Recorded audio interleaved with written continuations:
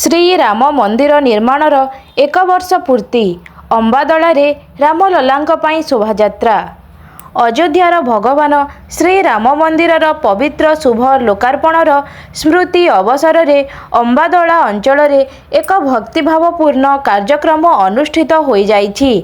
ରାମ ମନ୍ଦିର ନିର୍ମାଣର 1 ବର୍ଷ ପୂର୍ତ୍ତି ଅବସରରେ ଅମ୍ବାଦଳା ଅଞ୍ଚଳର ରାମ ଓ ଶ୍ୟାମପ୍ରେମୀ ମାନଙ୍କ ଦ୍ୱାରା ଅମ୍ବାଦଳା ଶାନ୍ତି ଛକଠାରେ ଏହି ପବିତ୍ର କାର୍ଯ୍ୟକ୍ରମ ଅନୁଷ୍ଠିତ ହୋଇଥିଲା।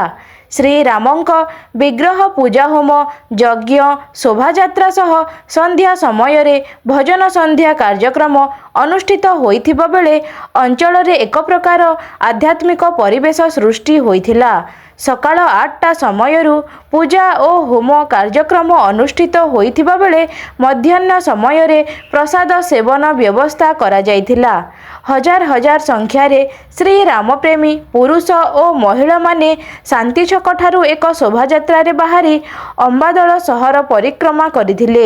ଜୟ ଶ୍ରୀରାମ ଧ୍ୱନିରେ ସାରା ସହରରେ ଏକ ପ୍ରକାର ଭକ୍ତିଭାବପୂର୍ଣ୍ଣ ପରିବେଶ ସୃଷ୍ଟି ହେଉଥିଲା।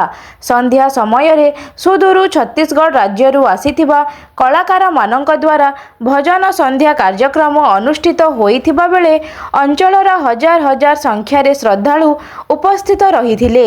ମଧ୍ୟାହ୍ନ ଓ ସନ୍ଧ୍ୟା ସମୟରେ ରାମ ଶ୍ୟାମ ପ୍ରେମୀ ମାନଙ୍କ ତରଫରୁ ପ୍ରସାଦ ସେବନ ବ୍ୟବସ୍ଥା କରାଯାଇଥିବା ବେଳେ ହଜାର ହଜାର ସଂଖ୍ୟାରେ ଶ୍ରଦ୍ଧାଳୁ ପ୍ରସାଦ ସେବନ କରିଥିବା ଦେଖିବାକୁ ମିଳିଛି। ମୁନିଗୁଡ଼ାରୁ ମହେଶ ବେହେରାଙ୍କ ରିପୋର୍ଟ, ଅନୁଧ୍ୟାନ ଟିଭି।